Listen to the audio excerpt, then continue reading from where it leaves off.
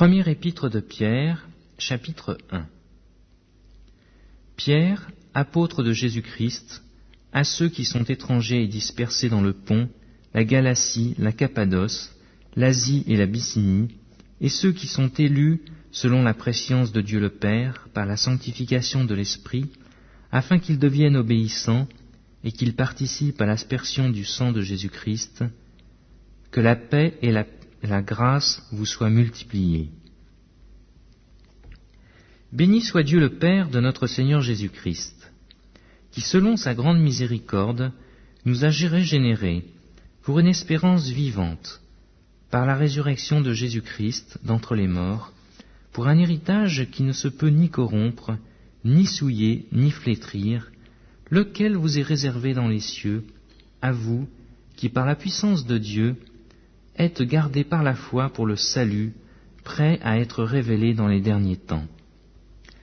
C'est là ce qui fait votre joie, quoique maintenant, puisqu'il le faut, vous soyez attristés pour un peu de temps par diverses épreuves, afin que l'épreuve de votre foi, plus précieuse que l'or périssable, qui cependant est éprouvé par le feu, ait pour résultat la louange, la gloire et l'honneur, lorsque Jésus-Christ apparaîtra, lui que vous aimez sans l'avoir vu, en qui vous croyez sans le voir encore, vous réjouissant d'une joie ineffable et glorieuse, parce que vous obtiendrez le salut de vos âmes pour le prix de votre foi. Les prophètes, qui ont prophétisé touchant la grâce qui vous était réservée, ont fait de ce salut l'objet de leurs recherches et de leurs investigations, voulant sonder l'époque et les circonstances marquées par l'Esprit de Christ qui était en eux, et qui attestaient d'avance les souffrances de Christ et la gloire dont elles seraient suivies. Il leur fut révélé que ce n'était pas pour eux-mêmes, mais pour vous, qu'ils étaient les dispensateurs de ces choses, que vous ont annoncé maintenant ceux qui vous ont prêché l'Évangile par le Saint-Esprit envoyé du ciel, et dans lequel les anges désirent plonger leur regard. C'est pourquoi, saignez les reins de votre entendement, soyez sobres, et ayez une entière espérance dans la grâce qui vous sera apportée, lorsque Jésus-Christ apparaîtra.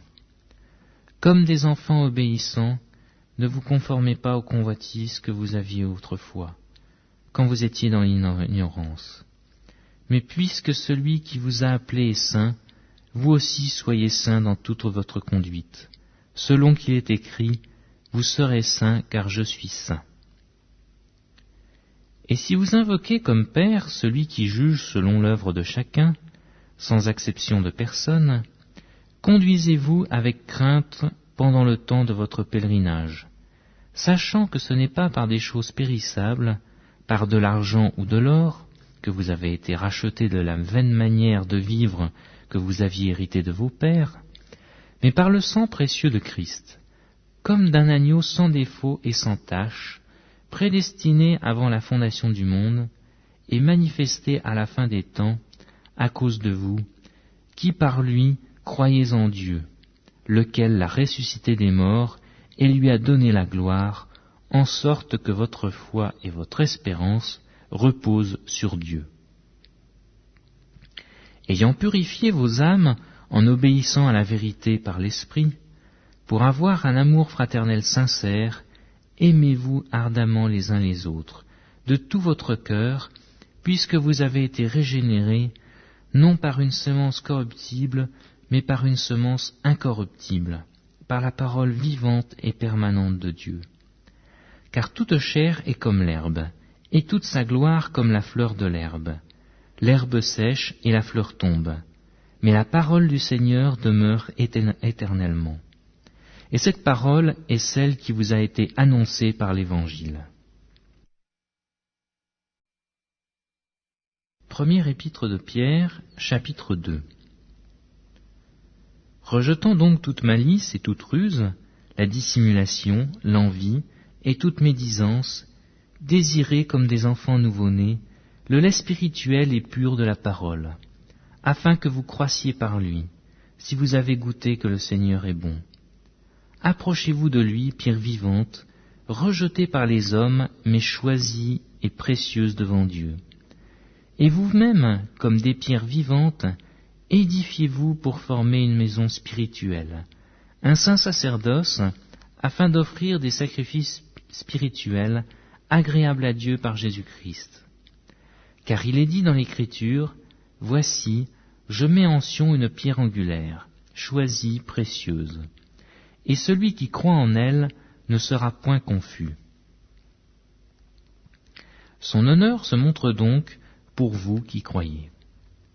Mais, pour les incrédules, la pierre qu'ont rejetée ceux qui bâtissaient est devenue la principale de l'angle, et une pierre d'achoppement et un rocher de scandale. Ils s'y heurtent pour n'avoir pas cru à la parole, et c'est à cela qu'ils sont destinés. Vous, au contraire, vous êtes une race élue, un sacerdoce royal, une nation sainte, un peuple acquis, afin que vous annonciez les vertus de celui qui vous a appelés des ténèbres à son admirable lumière. Vous, qui autrefois n'étiez pas un peuple, et qui maintenant êtes le peuple de Dieu, vous qui n'aviez pas obtenu miséricorde, et qui maintenant avez obtenu miséricorde. Bien-aimés, je vous exhorte, comme étrangers et voyageurs sur la terre, à vous abstenir des convoitises charnelles qui font la guerre à l'âme. Ayez au milieu des païens une bonne conduite, afin que là même où ils vous calomnient, comme si vous étiez des malfaiteurs, ils remarquent vos bonnes œuvres, et glorifient Dieu au jour où il les visitera. Soyez soumis, à cause du Seigneur, à toute autorité établie par les hommes, soit au roi comme souverain, soit au gouverneur comme envoyé par lui pour punir les malfaiteurs, et pour approuver les gens de bien. Car c'est la volonté de Dieu qu'en pratiquant le bien, vous rédigiez au silence les hommes ignorants et insensés, étant libres sans faire de la liberté un voile qui couvre la méchanceté, mais agissant comme les serviteurs de Dieu. Honorez tout le monde, aimez les frères, craignez Dieu, honorez leur roi. Serviteurs, soyez soumis en toute crainte à vos maîtres, non seulement à ceux qui sont bons et doux, mais aussi à ceux qui sont d'un caractère difficile. Car c'est une grâce que de supporter des afflictions par motif de conscience envers Dieu, quand on souffre injustement. En effet, quelle gloire y a-t-il à supporter de mauvais traitements pour avoir commis des fautes? Mais si vous supportez la souffrance lorsque vous faites ce qui est bien, c'est une grâce devant Dieu. Et c'est à cela que vous avez été appelés, parce que Christ aussi a souffert pour vous, vous laissant un exemple, afin que vous suiviez ses traces, lui qui n'a point commis de péché, et dans la bouche duquel il ne s'est point trouvé de faute, lui qui, injurié, ne rendait point d'injure, maltraité, ne faisait point de menaces, mais s'en remettait à celui qui juge justement, lui qui a porté lui-même nos péchés en son corps sur le bois, afin que, morts au péché, nous vivions pour la justice. Lui, par les meurtrissures duquel vous avez été guéris, car vous étiez comme des brebis errantes. Mais maintenant, vous êtes retournés vers le pasteur et le gardien de vos âmes.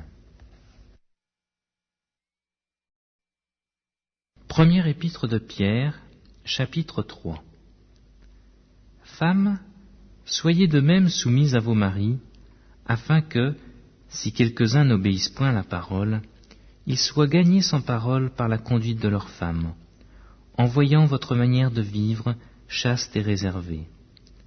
Ayez, non cette parure extérieure qui consiste dans les cheveux tressés, les ornements d'or ou les habits qu'on revêt, mais la parure intérieure est cachée dans le cœur, la pureté incorruptible d'un esprit doux et paisible, qui est d'un grand prix devant Dieu. Ainsi se paraissaient autrefois les saintes femmes, qui espéraient en Dieu, soumises à leur mari comme Sarah, qui obéissait à Abraham et l'appelait son Seigneur. C'est d'elle que vous êtes devenues les filles, en faisant ce qui est bien, sans vous laisser troubler par aucune crainte. Marie, montrez à votre tour de la sagesse dans vos rapports avec vos femmes, comme avec un sexe plus faible. Honorez-les, comme devant aussi hériter avec vous de la grâce de la vie. Qu'il en soit ainsi, afin que rien ne vienne faire obstacle à vos prières. Enfin, soyez tous animés des mêmes pensées et des mêmes sentiments, pleins d'amour fraternel, de compassion, d'humilité. Ne rendez point mal pour le mal, ou injure pour injure. Bénissez au contraire, car c'est à cela que vous avez été appelés, afin d'hériter la bénédiction. Si quelqu'un en effet veut aimer la vie et voir des jours heureux, qu'il préserve sa langue du mal et ses lèvres des paroles trompeuses. Qu'il s'éloigne du mal et fasse le bien, qu'il recherche la paix et la poursuive. Car les yeux du Seigneur sont sur les justes, et ses oreilles sont attentives à leurs prières, mais la face du Seigneur est contre ceux qui font le mal. Et qui vous maltraitera si vous êtes zélés pour le bien? D'ailleurs, quand vous souffririez pour la justice, vous seriez heureux. N'ayez d'eux aucune crainte, et ne soyez pas troublés. Mais sanctifiez-vous dans vos cœurs, le Seigneur Dieu, étant toujours prêt à vous défendre, avec douceur et respect, devant quiconque vous demande raison de l'espérance qui est en vous, et ayant une bonne conscience, afin que là même où ils vous calomnient comme si vous étiez des malfaiteurs, ceux qui décrivent votre bonne conduite en Christ soient couverts de confusion. Car il vaut mieux souffrir, si telle est la volonté de Dieu, en faisant le bien qu'en faisant le mal. Christ aussi a souffert une fois pour les péchés, lui juste pour des injustes, afin de nous mener à Dieu, ayant été mis à mort quant à la chair, mais ayant été rendu vivant quant à l'esprit, dans lequel aussi il est allé prêcher aux esprits en prison, qui autrefois avaient été incrédules, lorsque la patience de Dieu se prolongeait, au jour de Noé, pendant la construction de l'arche dans laquelle un petit nombre de personnes, c'est-à-dire 8, furent sauvées à travers l'eau. Cette eau est une figure du baptême, qui n'est pas la purification des souillures du corps, mais l'engagement d'une bonne conscience envers Dieu, et qui maintenant vous sauve, vous aussi, par la résurrection de Jésus-Christ, qui est à la droite de Dieu, depuis qu'il est allé au ciel, et que les anges, les autorités et les puissances lui ont été soumis.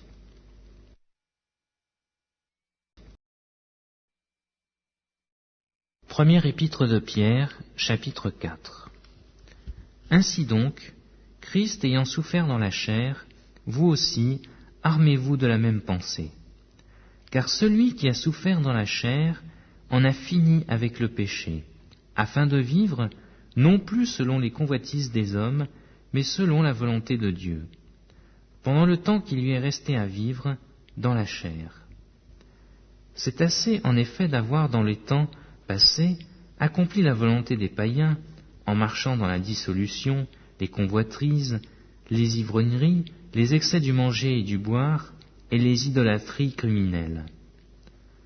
Aussi trouve-t-il étrange que vous ne vous précipitiez pas avec eux dans le même débordement de débauche, et ils vous calomnient. Ils rendront compte à celui qui est prêt à juger les vivants et les morts. Car l'Évangile a été aussi annoncé aux morts, afin que, après avoir été jugés comme les hommes quant à la chair, ils vivent selon Dieu quant à l'esprit. La fin de toute chose est proche. Soyez donc sages et sobres pour vaquer à la prière. Avant tout, ayez les uns pour les autres une ardente charité, car la charité couvre une multitude de péchés. Exercez l'hospitalité les uns envers les autres, sans murmure, comme de bons dispensateurs des diverses grâces de Dieu. Que chacun de vous mette au service des autres le don qu'il a reçu. Si quelqu'un parle, que ce soit comme annonçant les oracles de Dieu. Si quelqu'un remplit un ministère, qu'il le remplisse selon la force que Dieu communique, afin qu'en toute chose Dieu soit glorifié par Jésus-Christ, à qui appartiennent la gloire et la puissance au siècle des siècles. Amen. Bien-aimés, ne soyez pas surpris, comme d'une chose étrange qui vous arrive, de la fournaise qui est au milieu de vous pour vous éprouver. Réjouissez-vous au contraire de la part que vous avez aux souffrances de Christ, afin que vous soyez aussi dans la joie et dans l'allégresse lorsque sa gloire apparaîtra. Si vous êtes outragés pour le nom de Christ, vous êtes heureux, parce que l'Esprit de gloire, l'Esprit de Dieu repose sur vous. Il est blasphémé par eux, mais il est glorifié par vous. Que nul de vous, en effet, ne souffre comme meurtrier ou voleur ou malfaiteur, ou comme s'ingérant dans les affaires d'autrui. Mais si quelqu'un souffre comme chrétien, qu'il n'en ait point honte, et que plutôt il glorifie Dieu à cause de ce nom. Car c'est le moment où le jugement va commencer par la maison de Dieu. Or, si c'est par nous qu'il commence, quelle sera la fin de ceux qui n'obéissent pas à l'évangile de Dieu? Et si le juste se sauve avec peine, que deviendront l'impie et le pécheur? Ainsi que ceux qui souffrent selon la volonté de Dieu remettent leurs âmes au fidèle Créateur en faisant ce qui est bien. Première épître de Pierre, chapitre 5. Voici les exhortations que j'adresse aux anciens qui sont parmi vous, moi, ancien comme eux, témoin des souffrances de Christ et participant de la gloire qui doit être manifestée. Paissez le troupeau de Dieu qui est sous votre garde, non par contrainte, mais volontairement, non pour un gain sordide, mais avec dévouement. Non comme dominant sur ceux qui vous sont échus en partage, mais en étant les modèles du troupeau. Et lorsque le souverain pasteur paraîtra, vous obtiendrez la couronne incorruptible de la gloire. De même, vous qui êtes jeunes, soyez soumis aux anciens. Et tous, dans vos rapports mutuels, revêtez-vous d'humilité, car Dieu résiste aux orgueilleux, mais il fait grâce aux humbles. Humiliez-vous donc sous la puissante main de Dieu, afin qu'il vous élève au temps convenable. Et déchargez-vous sur lui de tous vos soucis, car lui-même prend soin de vous. Soyez sobres, veillez. Votre adversaire, le diable, rôde comme un lion rugissant, cherchant qui il dévorera. Résistez-lui avec une foi ferme, sachant que les mêmes souffrances sont imposées à vos frères dans le monde. Le Dieu de toute grâce, qui vous a appelés en Jésus-Christ à sa gloire éternelle, après que vous aurez souffert un peu de temps, vous perfectionnera lui-même, vous affermira, vous fortifiera, vous rendra inébranlable. À lui soit la puissance au siècle des siècles. Amen. C'est par Sylvain, qui est à mes yeux un frère fidèle, que je vous écris ce peu de mots, pour vous exhorter et pour attester que la grâce de Dieu à laquelle vous êtes attachés est la véritable. L'Église des élus qui est à Babylone vous salue, ainsi que Marc, mon fils. Saluez-vous les uns les autres par un baiser d'affection. Que la paix soit avec vous, vous tous qui êtes en Jésus-Christ.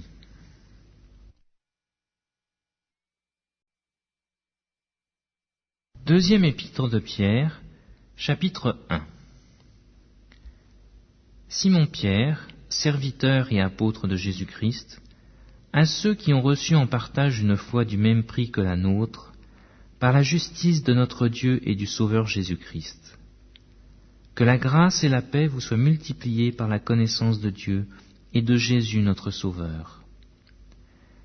Comme sa divine puissance nous a donné tout ce qui contribue à la vie et à la piété, au moyen de la connaissance de celui qui nous a appelés par sa propre gloire et sa vertu, lesquels nous assurent de sa part les plus grandes et les plus précieuses promesses, afin que par elles vous deveniez participants de la nature divine en fuyant la corruption qui existe dans le monde par la convoitise.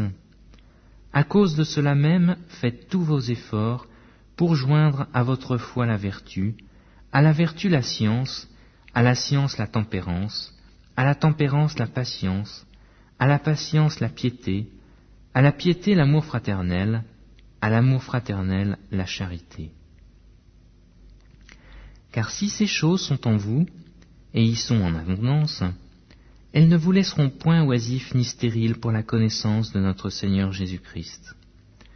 Mais celui en qui ces choses ne sont point est aveugle, il ne voit pas de loin, et il a mis en oubli la purification de ses anciens péchés. C'est pourquoi, frères, appliquez-vous d'autant plus à affermir votre vocation et votre élection, car en faisant cela vous ne broncherez jamais. C'est ainsi, en effet, que l'entrée dans le royaume éternel de notre Seigneur et Sauveur Jésus-Christ vous sera pleinement accordée.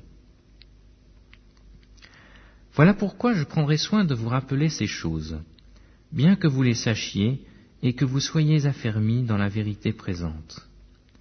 Et je regarde comme un devoir, aussi longtemps que je suis dans cette tente, de vous tenir en éveil par des avertissements, car je sais que je la quitterai subitement, ainsi que notre Seigneur Jésus-Christ me l'a fait connaître. Mais j'aurai soin qu'après mon départ, vous puissiez toujours vous souvenir de ces choses. Ce n'est pas en effet en suivant des fables habilement conçues que nous vous avons fait connaître les puissances et l'avènement de notre Seigneur Jésus-Christ, mais c'est comme ayant vu sa majesté de nos propres yeux. Car il a reçu de Dieu le Père honneur et gloire, quand la gloire magnifique lui fit entendre une voix qui disait « Celui-ci est mon Fils bien-aimé, en qui j'ai mis toute mon affection. » Et nous avons entendu cette voix venant du ciel, lorsque nous étions avec lui sur la sainte montagne. Et nous tenons pour d'autant plus certaine la parole prophétique, à laquelle vous faites bien de prêter attention, comme à une lampe qui brille dans un lieu obscur, jusqu'à ce que le jour vienne paraître et que l'étoile du matin se lève dans nos cœurs. Sachant tout d'abord vous-même qu'aucune prophétie de l'Écriture ne peut être un objet d'interprétation particulière, car ce n'est pas par une volonté d'homme qu'une prophétie a jamais été apportée, mais c'est poussé par le Saint-Esprit que des hommes saints ont parlé de la part de Dieu.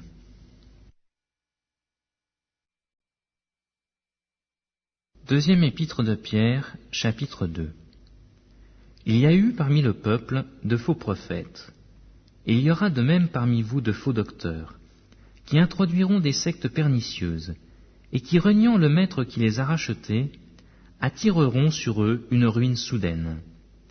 Plusieurs les suivront dans leur dissolution, et la voix de la vérité sera calomniée à cause d'eux.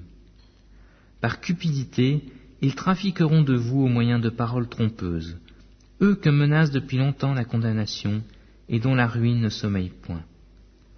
Car si Dieu n'a pas épargné les anges qui ont péché, mais s'il les a précipités dans les abîmes de ténèbres et les réserve pour le jugement, s'il n'a pas épargné l'ancien monde, mais s'il a sauvé Noé, lui le 8e, ce prédicateur de la justice, lorsqu'il fit venir le déluge sur un monde d'impies, s'il a condamné à la destruction et réduit en cendres les villes de Sodome et de Gomorrhe, les donnant comme exemple aux impies à venir, et s'il a délivré le juste Lot, profondément attristé de la conduite de ces hommes sans frein dans leur dissolution, car ce juste qui habitait au milieu d'eux tourmentait journellement son âme juste à cause de ce qu'il voyait et entendait de leurs œuvres criminelles, le Seigneur sait délivrer de l'épreuve les hommes pieux, et réserver les injustes pour être punis au jour du jugement. Ceux surtout qui vont après la chair dans un désir d'impureté et qui méprisent l'autorité.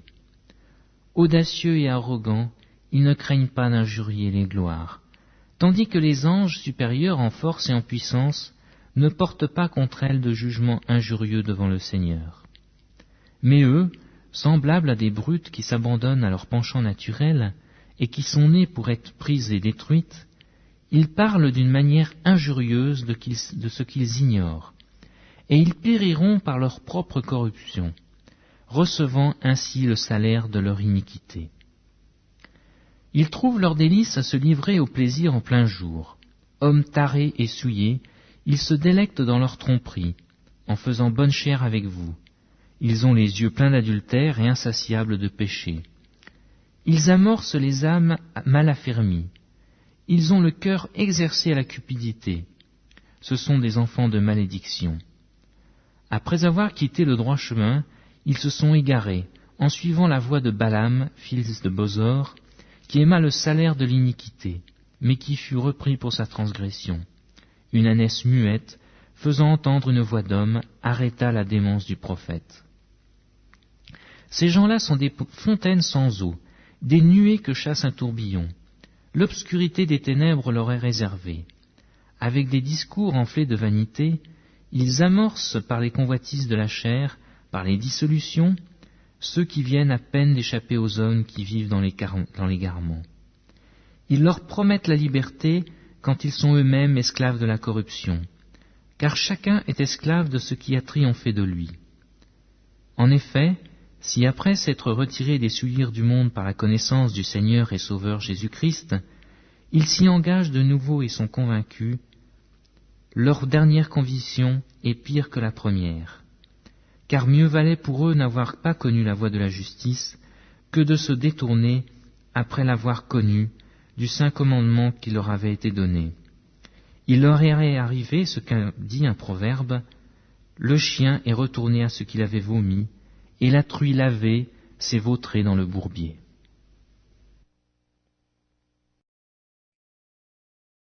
Deuxième épître de Pierre, chapitre 3. Voici déjà, bien-aimés, la seconde lettre que je vous écris. Dans l'une et dans l'autre, je cherche à éveiller par des avertissements votre saine intelligence, afin que vous vous souveniez des choses annoncées d'avance par les saints prophètes, et du commandement du Seigneur et Sauveur, enseigné par les apôtres, sachant avant tout que, dans les derniers jours, il viendra des moqueurs avec leurs railleries, marchant selon leur propre convoitise, et disant « Où est la promesse de son avènement ?» Car depuis que les pères sont morts, tout demeure comme dès le commencement de la création.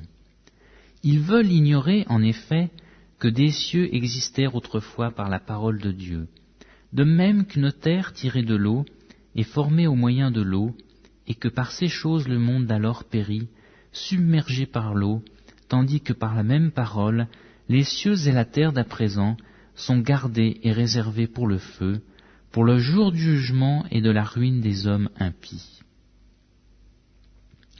Mais il est une chose, bien-aimés, que vous ne devez pas ignorer, c'est que devant le Seigneur, un jour est comme 1000 ans, et 1000 ans sont comme un jour. Le Seigneur ne tarde pas dans l'accomplissement de la promesse, comme quelques-uns le croient, mais il use de patience envers vous, ne voulant pas qu'aucun périsse, mais voulant que tous arrivent à la repentance. Le jour du Seigneur viendra comme un voleur dans la nuit. En ce jour, les cieux passeront avec fracas, les éléments embrasés se dissoudront, et la terre, avec les œuvres qu'elle renferme, sera consumée. Puis donc que toutes ces choses doivent se dissoudre, quelles ne devez-vous pas être par la sainteté de la conduite et par la piété, attendant et hâtant l'avènement du jour de Dieu, jour à cause duquel les cieux enflammés se dissoudront et les éléments embrasés se fondront. Mais nous attendons, selon sa promesse, de nouveaux cieux et une nouvelle terre où la justice habitera. C'est pourquoi, bien-aimés, en attendant ces choses, appliquez-vous à être trouvés par lui, sans tache et irrépréhensibles dans la paix. Croyez que la patience de notre Seigneur est votre salut. Comme notre bien-aimé frère Paul vous l'a aussi écrit, selon la sagesse qui lui a été donnée. C'est ce qu'il fait dans toutes ses lettres, où il parle de ces choses, dans lesquelles il y a des points difficiles à comprendre, dont les personnes ignorantes et mal affermies tordent le sens, comme celui des autres Écritures, pour leur propre ruine. Vous donc, bien-aimés, qui êtes avertis, mettez-vous sur vos gardes, de peur qu'entraînés par l'égarement des impies, vous ne veniez à déchoir de votre fermeté. Mais croissez dans la grâce et dans la connaissance de notre Seigneur et Sauveur Jésus-Christ. À lui soit la gloire, maintenant et pour l'éternité. Amen. Première épître de Jean, chapitre 1er. Ce qui était dès le commencement, ce que nous avons entendu, ce que nous avons vu de nos yeux, ce que nous avons contemplé et que nos mains ont touché concernant la parole de vie, car la vie a été manifestée, et nous l'avons vue, et nous lui rendons témoignage, et nous vous annonçons la vie éternelle, qui était auprès du Père, et qui nous a été manifestée. Ce que nous avons vu et entendu, nous vous l'annonçons à vous aussi, afin que vous aussi, vous soyez en communion avec nous. Or, notre communion est avec le Père et avec son Fils, Jésus-Christ. Et nous écrivons ces choses afin que notre joie soit parfaite La nouvelle que nous avons apprise de lui et que nous vous annonçons, c'est que Dieu est lumière, qu'il n'y a point en lui de ténèbres. Si nous disons que nous sommes en communion avec lui et que nous marchions dans les ténèbres, nous mentons et nous ne pratiquons pas la vérité. Mais si nous marchons dans la lumière, comme il est lui-même dans la lumière, nous sommes mutuellement en communion, et le sang de Jésus, son Fils, nous purifie de tout péché. Si nous disons que nous n'avons pas de péché, nous nous séduisons nous-mêmes, et la vérité n'est point en nous. Si nous confessons nos péchés, il est fidèle et juste pour nous les pardonner et pour nous purifier de toute iniquité. Si nous disons que nous n'avons pas péché, nous le faisons menteur, et sa parole n'est point en nous. Première épître de Jean, chapitre 2. Mes petits enfants, je vous écris ces choses afin que vous ne péchiez point. Et si quelqu'un a péché, nous avons un avocat auprès du Père, Jésus-Christ, le juste. Il est lui-même une victime expiatoire pour nos péchés, non seulement pour les nôtres, mais aussi pour ceux du monde entier. Si nous gardons ses commandements, par là nous savons que nous l'avons connu. Celui qui dit « je l'ai connu » et qui ne garde pas ses commandements est un menteur, et la vérité n'est point en lui. Mais celui qui garde sa parole, l'amour de Dieu est véritablement parfait en lui. Par là, nous savons que nous sommes en lui. Celui qui dit qu'il demeure en lui doit marcher aussi comme il a marché lui-même. Bien-aimés, ce n'est pas un commandement nouveau que je vous écris, mais un commandement ancien, que vous avez eu dès le commencement. Ce commandement ancien, c'est la parole que vous avez entendue. Toutefois, c'est un commandement nouveau que je vous écris. Ce qui est vrai en lui et en vous, car les ténèbres se dissipent, et la lumière véritable paraît déjà. Celui qui dit qu'il est dans la lumière et qui est son frère est encore dans les ténèbres. Celui qui aime son frère demeure dans la lumière, et aucune occasion de chute n'est en lui. Mais celui qui est son frère est dans les ténèbres, il marche dans les ténèbres, et il ne sait où il va, parce que les ténèbres ont aveuglé ses yeux. Je vous écris, petits enfants, parce que vos péchés vous sont pardonnés à cause de son nom. Je vous écris, Père, parce que vous avez connu celui qui est dès le commencement. Je vous écris, jeunes gens, parce que vous avez vaincu le malin. Je vous ai écrit, petits enfants, parce que vous avez connu le Père. Je vous ai écrit, Père, parce que vous avez connu celui qui est dès le commencement. Je vous ai écrit, jeunes gens, parce que vous êtes forts et que la parole de Dieu demeure en vous et que vous avez vaincu le malin. N'aimez point le monde, ni les choses qui sont dans le monde. Si quelqu'un aime le monde, l'amour du Père n'est point en lui. Car tout ce qui est dans le monde, la convoitise de la chair, la convoitise des yeux et l'orgueil de la vie, ne vient point du Père, mais vient du monde. Et le monde passe, et sa convoitise aussi. Mais celui qui fait la volonté de Dieu demeure éternellement. Petits enfants, c'est la dernière heure. Et comme vous avez appris qu'un antéchrist vient, il y a maintenant plusieurs antéchrists. Par là, nous connaissons que c'est la dernière heure. Ils sont sortis du milieu de nous, mais ils n'étaient pas des nôtres. Car s'ils eussent été des nôtres, ils seraient demeurés avec nous. Mais cela est arrivé afin qu'il fût manifeste que tous ne sont pas des nôtres. Pour vous, vous avez reçu l'onction de la part de celui qui est saint, et vous avez tous de la connaissance. Je vous ai écrit, non que vous ne connaissiez pas la vérité, mais parce que vous la connaissez, et parce qu'aucun mensonge ne vient de la vérité. Sinon, celui qui nie que Jésus est le Christ, celui-là est l'antéchrist, qui nie le Père et le Fils. Quiconque nie le Fils n'a point non plus le Père. Quiconque confesse le Fils a aussi le Père. Que ce que vous avez entendu dès le commencement demeure en vous.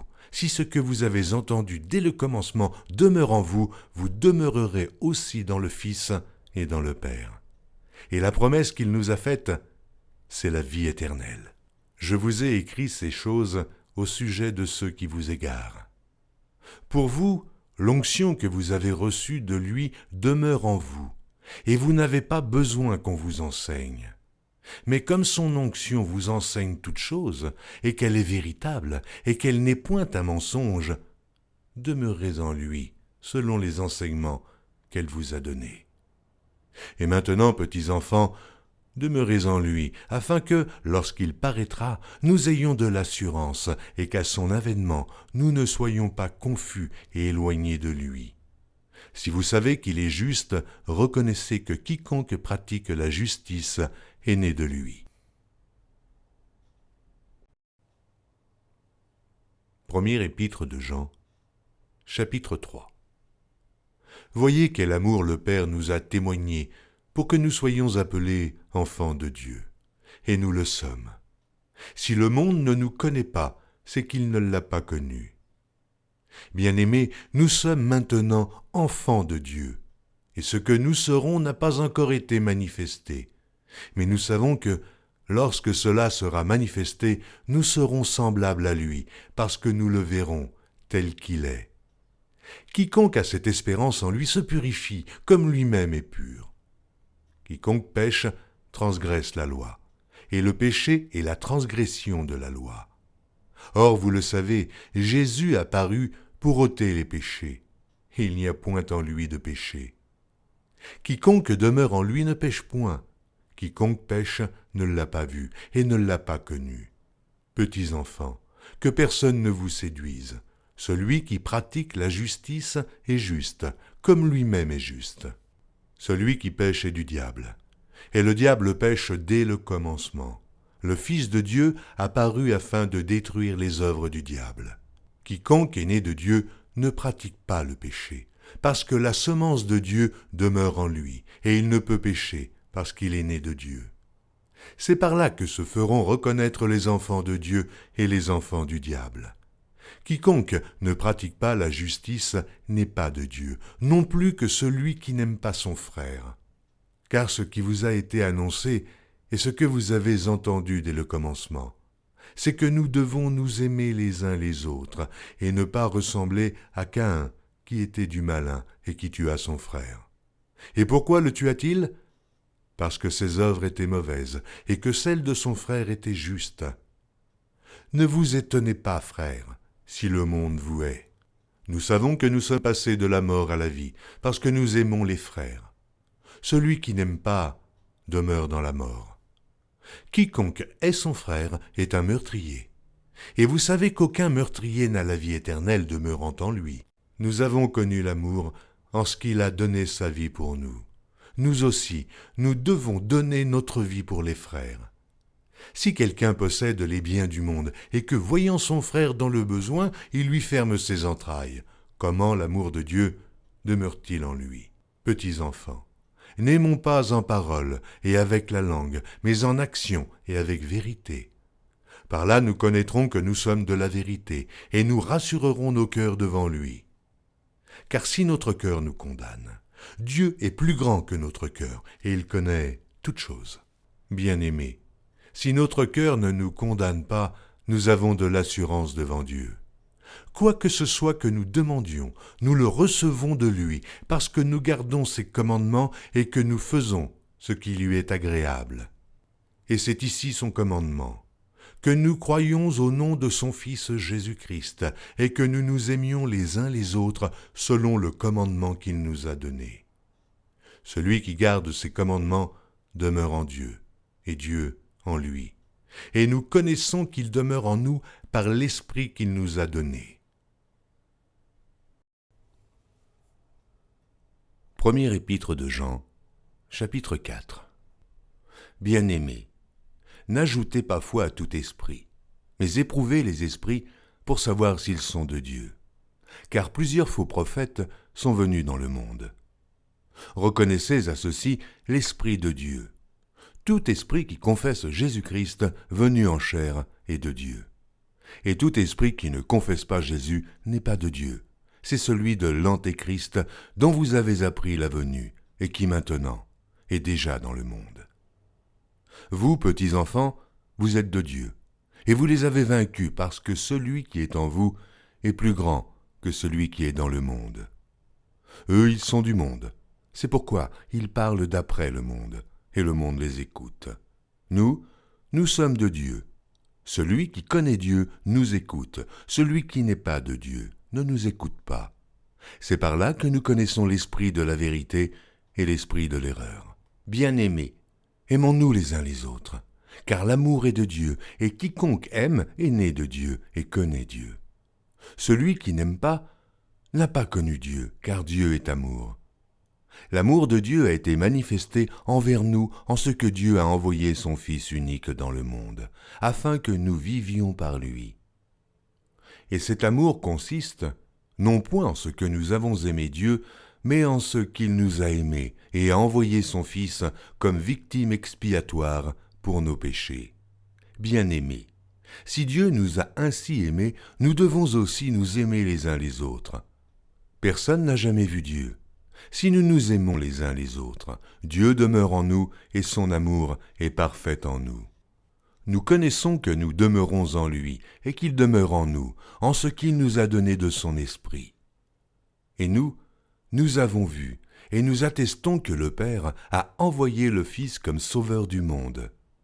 Celui qui confessera que Jésus est le Fils de Dieu, Dieu demeure en lui et lui en Dieu. Et nous avons connu l'amour de Dieu. Et nous avons connu l'amour que Dieu a pour nous, et nous y avons cru. Dieu est amour, et celui qui demeure dans l'amour demeure en Dieu, et Dieu demeure en lui. Tel il est, tel nous sommes aussi dans ce monde. C'est en cela que l'amour est parfait en nous, afin que nous ayons de l'assurance au jour du jugement. La crainte n'est pas dans l'amour. Mais l'amour parfait bannit la crainte, car la crainte suppose un châtiment, et celui qui craint n'est pas parfait dans l'amour. Pour nous l'aimons, parce qu'il nous a aimés le premier. Si quelqu'un dit « J'aime Dieu » et qu'il haïsse son frère, c'est un menteur, car celui qui n'aime pas son frère qu'il voit, comment peut-il aimer Dieu qu'il ne voit pas? Et nous avons de lui ce commandement, que celui qui aime Dieu aime aussi son frère.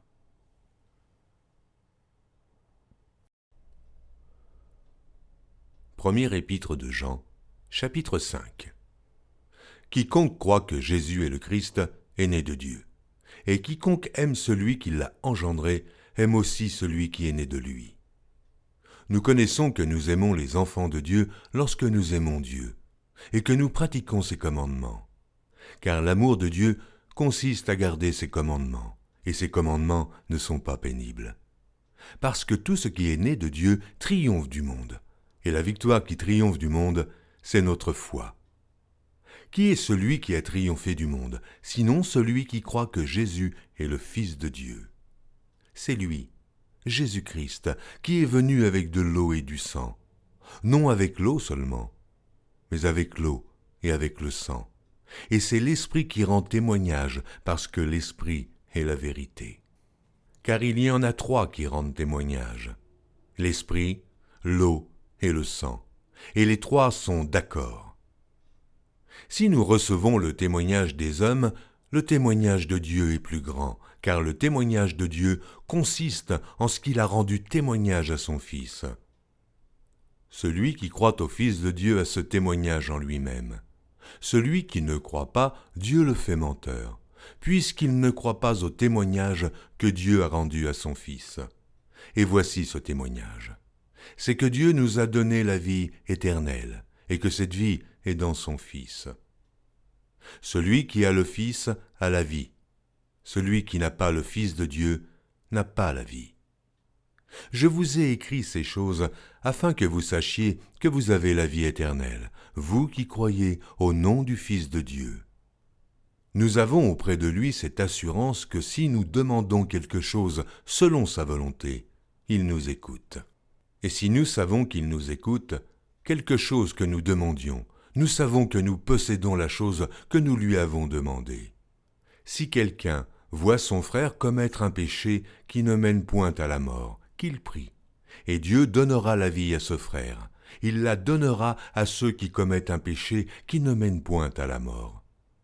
Il y a un péché qui mène à la mort. Ce n'est pas pour ce péché-là que je dis de prier. Toute iniquité est un péché, et il y a tel péché qui ne mène pas à la mort. Nous savons que quiconque est né de Dieu ne pêche point. Mais celui qui est né de Dieu se garde lui-même, et le malin ne le touche pas. Nous savons que nous sommes de Dieu, et que le monde entier est sous la puissance du malin. Nous savons aussi que le Fils de Dieu est venu, et qu'il nous a donné l'intelligence pour connaître le véritable. Et nous sommes dans le véritable, en son Fils, Jésus-Christ. C'est lui qui est le Dieu véritable et la vie éternelle. Petits enfants, gardez-vous des idoles. Deuxième épître de Jean, chapitre 1er. L'Ancien, à Kyria, l'élu, et à ses enfants que j'aime dans la vérité. Et ce n'est pas moi seul qui les aime, mais aussi tous ceux qui ont connu la vérité. À cause de la vérité qui demeure en nous et qui sera avec nous pour l'éternité. Que la grâce, la miséricorde et la paix soient avec vous de la part de Dieu le Père et de la part de Jésus-Christ, le Fils du Père, dans la vérité et la charité. J'ai été fort réjoui de trouver de tes enfants qui marchent dans la vérité, selon le commandement que nous avons reçu du Père. Et maintenant, ce que je te demande, Kyria, non comme te prescrivant un commandement nouveau, mais celui que nous avons eu dès le commencement, c'est que nous nous aimions les uns les autres. Et l'amour consiste à marcher selon ses commandements. C'est là le commandement dans lequel vous devez marcher, comme vous l'avez appris dès le commencement. Car plusieurs séducteurs sont entrés dans le monde, qui ne confessent point que Jésus-Christ est venu en chair. Celui qui est tel, c'est le séducteur et l'antéchrist. Prenez garde à vous-même, afin que vous ne perdiez pas le fruit de votre travail, mais que vous receviez une pleine récompense. Quiconque va plus loin et ne demeure pas dans la doctrine de Christ n'a point Dieu.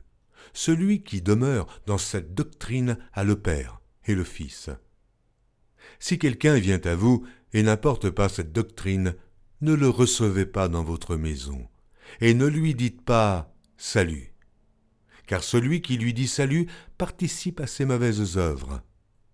Quoique j'eusse beaucoup de choses à vous écrire, je n'ai pas voulu le faire avec le papier et l'encre, mais j'espère aller chez vous et vous parler de bouche à bouche, afin que notre joie soit parfaite. Les enfants de ta sœur l'élu te saluent. Troisième épître de Jean, chapitre 1er. L'Ancien, à Gaius le bien-aimé que j'aime dans la vérité. Bien-aimé, je souhaite que tu prospères à tous égards et sois en bonne santé, comme prospère l'état de ton âme. J'ai été fort réjoui lorsque des frères sont arrivés et ont rendu témoignage de la vérité qui est en toi, de la manière dont tu marches dans la vérité. Je n'ai pas de plus grande joie que d'apprendre que mes enfants marchent dans la vérité. Bien-aimé, tu agis fidèlement dans ce que tu fais pour les frères, et même pour les frères étrangers. Bien-aimé, tu agis fidèlement dans ce que tu fais pour les frères, et même pour des frères étrangers, lesquels ont rendu témoignage de ta charité en présence de l'Église. Tu feras bien de pourvoir à leur voyage d'une manière digne de Dieu. Car c'est pour le nom de Jésus-Christ qu'ils sont partis sans rien recevoir des païens. Nous devons donc accueillir de tels hommes, afin d'être ouvriers avec eux pour la vérité. J'ai écrit quelques mots à l'Église, mais Diotrephe, qui aime à être le premier parmi eux, ne nous reçoit point. C'est pourquoi, si je vais vous voir, je rappellerai les actes qu'il commet en tenant contre vous de méchants propos. Non content de cela, il ne reçoit pas les frères, et ceux qui voudraient le faire, il les en empêche et les chasse de l'Église. Bien-aimé, n'imite pas le mal, mais le bien. Celui qui fait le bien est de Dieu, celui qui aime le mal n'a point vu Dieu. Tous et la vérité elle-même rendent un bon témoignage à Démétrius. Nous aussi, nous lui rendons témoignage, et tu sais que notre témoignage est vrai. J'aurais beaucoup de choses à t'écrire, mais je ne veux pas le faire avec l'encre et la plume. J'espère te voir bientôt, et nous parlerons de bouche à bouche. Que la paix soit avec toi. Les amis te saluent, salue les amis, chacun en particulier. Épître de Jude, Chapitre 1er. Jude, serviteur de Jésus-Christ et frère de Jacques, à ceux qui ont été appelés, qui sont aimés en Dieu le Père et gardés pour Jésus-Christ. Que la miséricorde, la paix et la charité vous soient multipliées. Bien-aimés, comme je désirais vivement vous écrire au sujet de notre salut commun, je me suis senti obligé de le faire afin de vous exhorter à combattre pour la foi qui a été transmise aux saints une fois pour toutes. Car il s'est glissé parmi vous certains hommes dont la condamnation est écrite depuis longtemps, des impies qui changent la grâce de notre Dieu en dissolution et qui renient notre seul Maître et Seigneur Jésus-Christ. Je veux vous rappeler, à vous qui savez fort bien toutes ces choses, que le Seigneur, après avoir sauvé le peuple et l'avoir tiré du pays d'Égypte, fit ensuite périr les incrédules, qu'il a réservés pour le jugement du grand jour, enchaînés éternellement par les ténèbres. Les anges qui n'ont pas gardé leur dignité, mais qui ont abandonné leur propre demeure. Que Sodome et Gomorrhe et les villes voisines qui se livrèrent comme eux à l'impudicité et à des vices contre nature sont donnés en exemple, subissant la peine d'un feu éternel. Malgré cela, ces hommes aussi, entraînés par leur rêverie, souillent pareillement leur chair, méprisent l'autorité et injurient les gloires. Or l'archange Michel, lorsqu'il contestait avec le diable et lui disputait le corps de Moïse, n'osa pas porter contre lui un jugement injurieux, mais il dit « Que le Seigneur te réprime ». Eux, au contraire, ils parlent d'une manière injurieuse de ce qu'ils ignorent, et ils se corrompent dans ce qu'ils savent, naturellement, comme les brutes. Malheur à eux, car ils ont suivi la voie de Caïn, ils se sont jetés pour un salaire dans l'égarement de Balaam, ils se sont perdus par la révolte de Corée. Ce sont des écueils dans vos agapes, faisant impudemment bonne chère, se repaissant eux-mêmes. Ce sont des nuées sans eau, poussées par les vents, des arbres d'automne sans fruits, 2 fois morts, déracinés, des vagues furieuses de la mer, rejetant l'écume de leur impureté, des astres errants auxquels l'obscurité des ténèbres est réservée pour l'éternité. C'est aussi pour eux qu'Enoch, le 7e depuis Adam, a prophétisé en ces termes. Voici, le Seigneur est venu avec ses saintes myriades, pour exercer un jugement contre tous, et pour faire rendre compte à tous les impies parmi eux de tous les actes d'impiété qu'ils ont commis et de toutes les paroles injurieuses qu'ont proférées contre lui des pécheurs impies. Ce sont des gens qui murmurent, qui se plaignent de leur sort, qui marchent selon leur convoitise, qui ont à la bouche des paroles hautaines, qui admirent les personnes par motif d'intérêt. Mais vous, bien-aimés, souvenez-vous des choses annoncées d'avance par les apôtres de notre Seigneur Jésus-Christ. Ils vous disaient qu'au dernier temps, il y aurait des moqueurs, marchant selon leur convoitise impie. Ce sont eux qui provoquent des divisions, hommes sensuels, n'ayant pas l'esprit. Pour vous, bien-aimés, vous édifiant vous-même sur votre très sainte foi et priant par le Saint-Esprit, maintenez-vous dans l'amour de Dieu en attendant la miséricorde de notre Seigneur Jésus-Christ pour la vie éternelle. Reprenez les uns qui contestent, sauvez-en d'autres en les arrachant du feu, et pour d'autres encore, ayez une pitié mêlée de crainte, haïssant jusqu'à la tunique souillée par la chair. Or, à celui qui peut vous préserver de toute chute et vous faire paraître devant sa gloire irrépréhensible et dans l'allégresse, à Dieu seul, notre Sauveur, par Jésus-Christ notre Seigneur, soit gloire, majesté, force et puissance, dès avant tous les temps et maintenant, et dans tous les siècles. Amen.